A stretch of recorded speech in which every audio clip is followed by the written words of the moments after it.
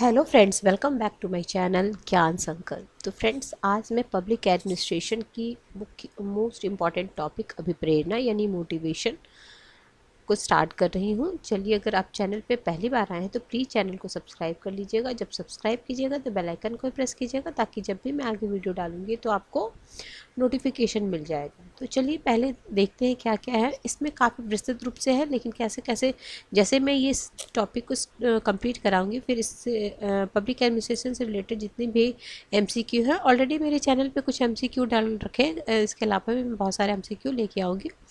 चलिए स्टार्ट करते हैं।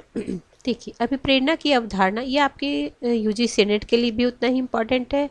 अदर जितने भी पीजीटी असिस्टेंट प्रोफेसर का एग्ज़ाम दे रहे हो उसमें भी आपको काफ़ी हेल्प करने वाला है। देखिए, अभिप्रेरणा की अवधारणा, ठीक है, प्रबंध में एक महत्वपूर्ण स्थान प्राप्त है। संगठन में कार्यकुशल तरीके से कार्य करने के लिए यह जरूरी है कि उसमें कार्य करने वाले कार्मिक अपनी पूरी क्षमता के स्तर पर कार्य करें। ठीक है, अभिप्रेरणा मोटिवेशन मिलेगा, यानी जिसमें जिसमें क्षमता है उस पूरी अपनी क्षमता से कार्य करें। प्रबंधन का सबसे मुख्य कार्य यह है कि किस प्रकार के कारकों को अभिप्रेरित करने के सबसे बेहतर तरीके को विकसित किया जाए, जिसके परिणाम स्वरूप ही संगठनात्मक लक्ष्य कार्यकुशलता तरीके प्राप्त किए जा सकते हैं। अब अभिप्रेरणा किस वर्ड से बना है? तो मोटिव से बना है और फ्रेंच वर्ड से बना है जिसका अर्थ होता है मूविंग होता है। इसका लैटिन रूप मूवर होता है जिसका अर्थ होता है टू मूव। आगे है, अभिप्रेरणा एक ऐसी प्रक्रिया है,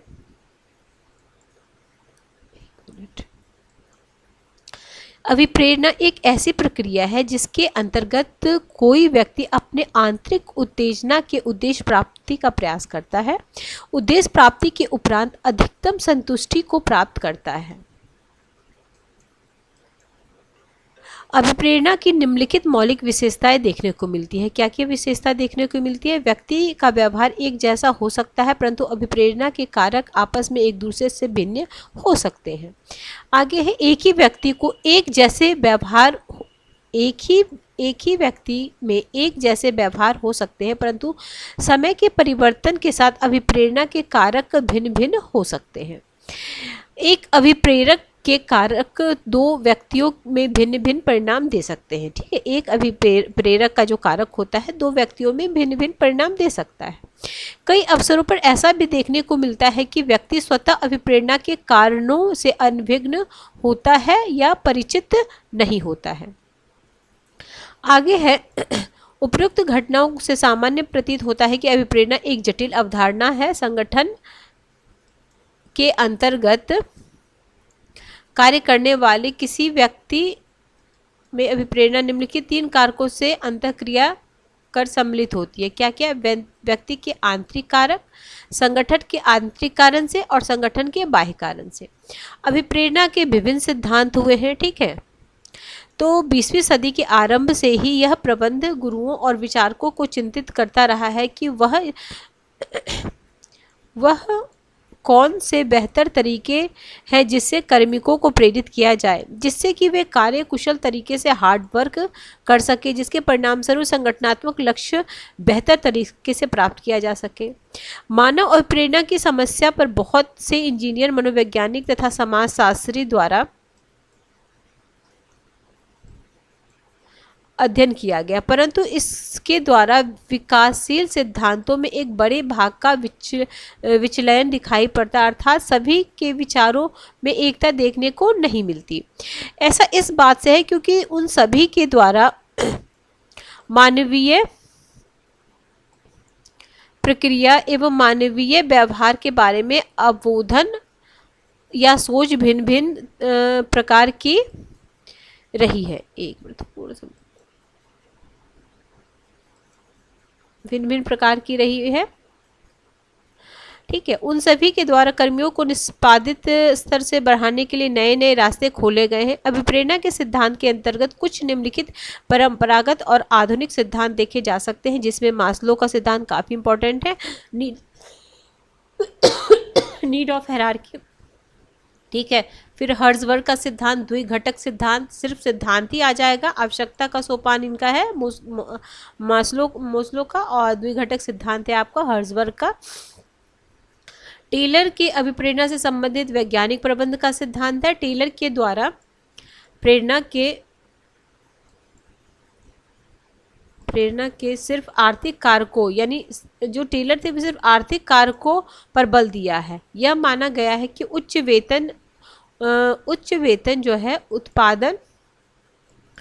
उत्पादन कराने पर मजबूर करेगा, क्योंकि जब कार्मिक ज़्यादा काम करने की इच्छा रखेगा, टेलर ने कहा है कि साधारण वेतन के लिए लोग असाधारण कार्य नहीं करेंगे। ठीक है, अगर आप वेतन बढ़ाओगे तो उनके काम की प्रोडक्टिविटी की जो क्षमता है वो बढ़ेगी। ये टेलर का था वैज्ञानिक प्रबंध सिद्धांत इन्होंने दिया था।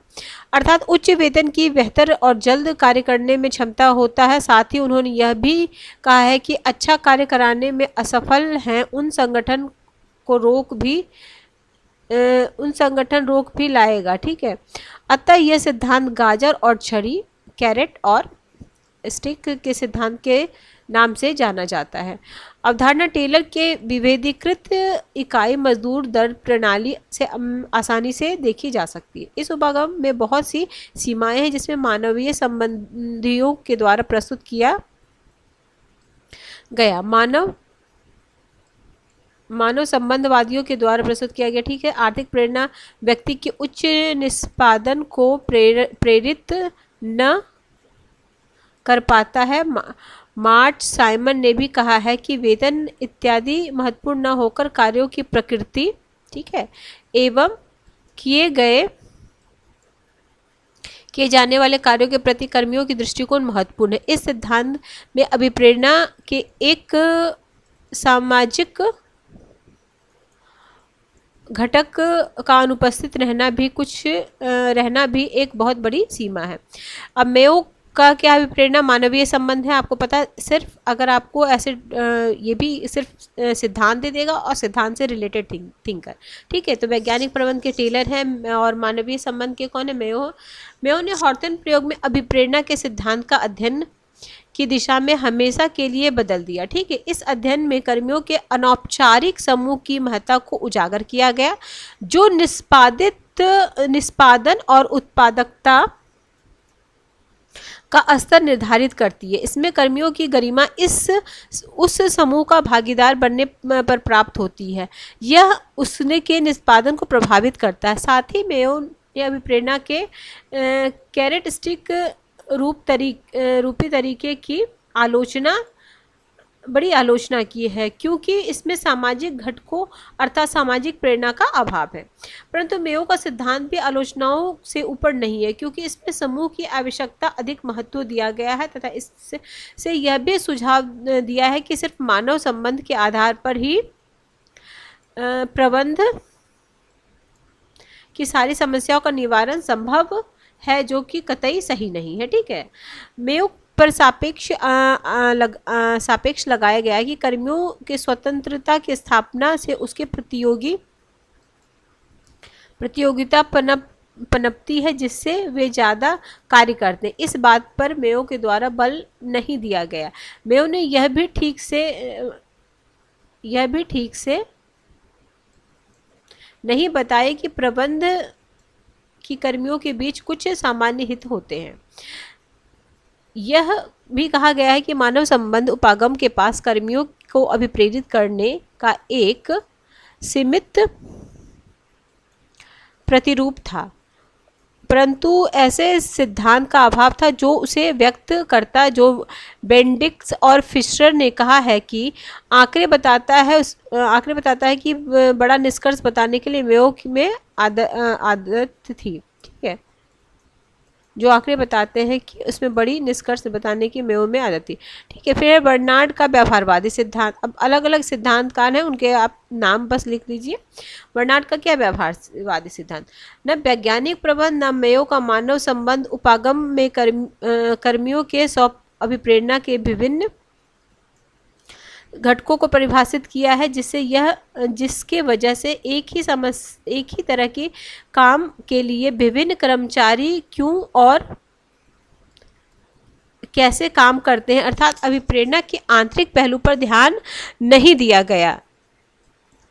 कोई भी व्यक्ति काम क्यों करता है, क्या उसके पीछे कोई आंतरिक कारक भी है? यही कारण है कि मानवीय अभिप्रेरणा के अध्ययन के लिए व्यवहारवादी दृष्टिकोण का जन्म हुआ। ठीक है, बर्नार्ड जैसे प्रारंभिक व्यवहारवादी के द्वारा अपनी पुस्तक, इनकी पुस्तक ले लीजिए, फंक्शन ऑफ एग्जीक्यूटिव, ठीक है, ये बर्नार्ड की पुस्तक है, बुक भी आ जाता है पब्लिक एडमिनिस्ट्रेशन की मोस्ट इंपॉर्टेंट। एक मैं क्लास ही लेके आऊँगी जिसमें पब्लिक एडमिनिस्ट्रेशन से रिलेटेड बुक्स को आपको एक क्लास में करा दूंगी। में यह नकारा गया है कि व्यक्ति सिर्फ आर्थिक प्रेरणा से अभिप्रेरित होकर संगठन में योगदान देगा। आर्थिक कारक तो सबसे कम घटक, एक मिनट, सबसे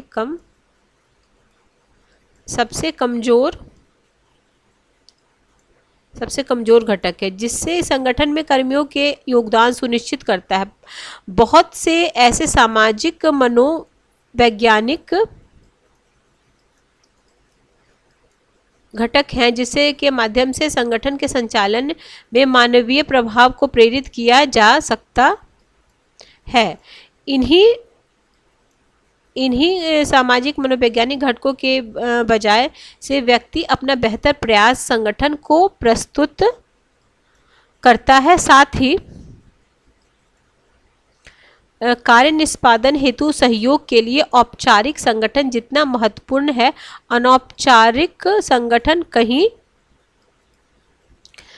कहीं उससे ज्यादा महत्ता रखता है। साथ ही संगठन में योगदान कर्मियों में संतुष्टि के बीच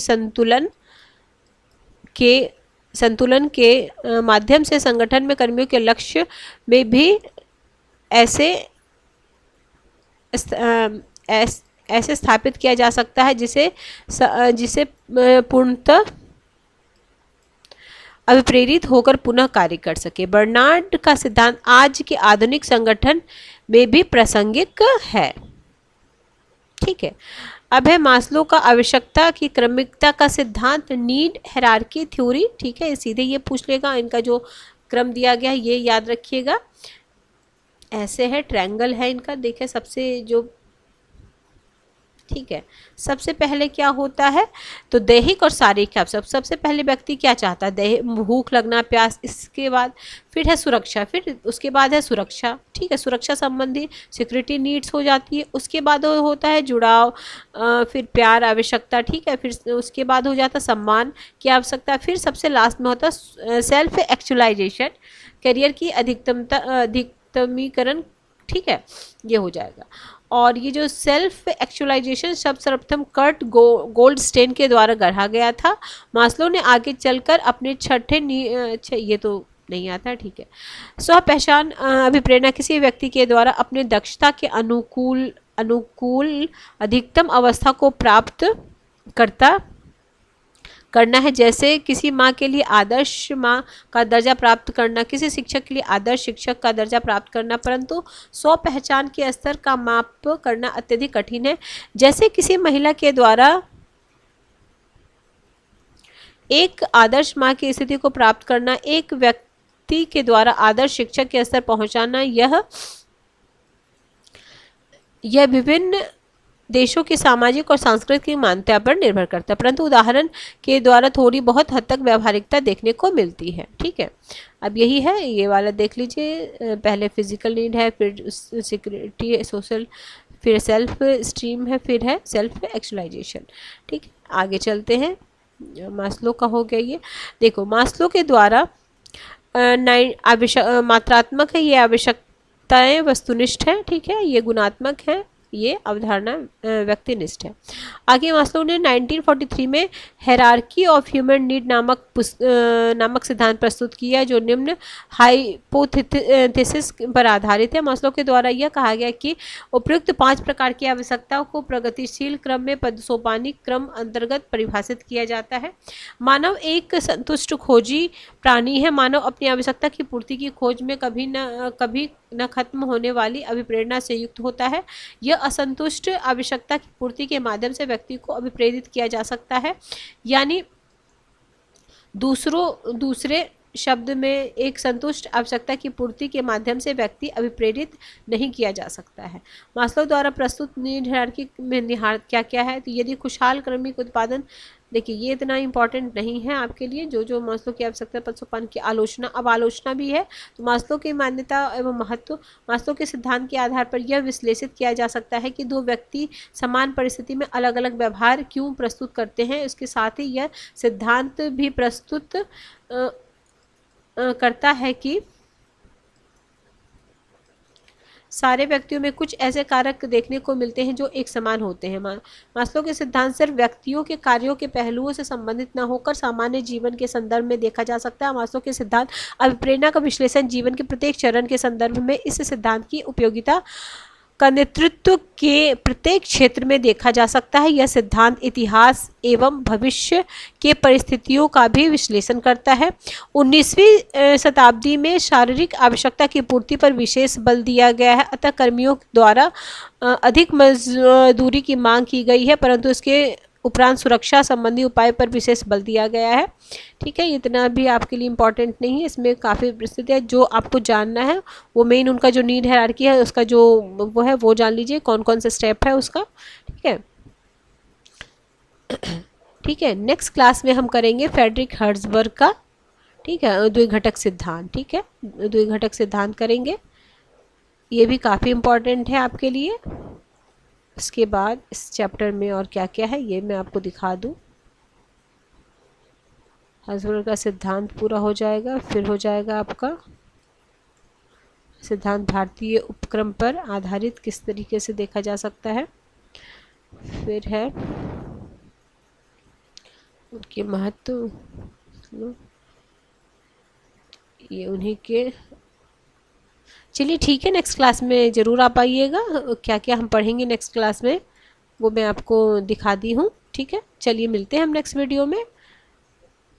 ये तो मास्लो का ही है। ठीक है, ये दो, एक मिनट, इसको मैं शॉर्ट्स में डाल दूँगी। देखिए ये है हर्ट्ज़बर्ग का आरोग्य घटक, और ठीक है मास्लो का हो गया, और ये हो गया अल्फ्रेड ERG सिद्धांत। ठीक है, चलिए मिलते हैं। एक्स वाई थ्योरी फिर पढ़ेंगे नेक्स्ट क्लास में, तो इससे आपका कंप्लीट, मैं इस सीरीज़ में आपको कंप्लीट वो करा दूंगी, पब्लिक एडमिनिस्ट्रेशन कंप्लीट करा दूंगी। चलिए मिलते हैं हम नेक्स्ट वीडियो में। अगर किसी वजह से चैनल हेल्प कर रहा है प्रिपरेशन में आपके, तो ज़रूर चैनल को सब्सक्राइब कर लीजिएगा, और जब सब्सक्राइब कीजिएगा तो बेल आइकन को भी प्रेस कीजिएगा, ताकि जब भी मैं आगे वीडियो डालूंगी तो आपको नोटिफिकेशन मिल जाएगा। ठीक है, मिलते हैं नेक्स्ट वीडियो में। Till then bye bye, keep watching and keep sharing. एक मिनट,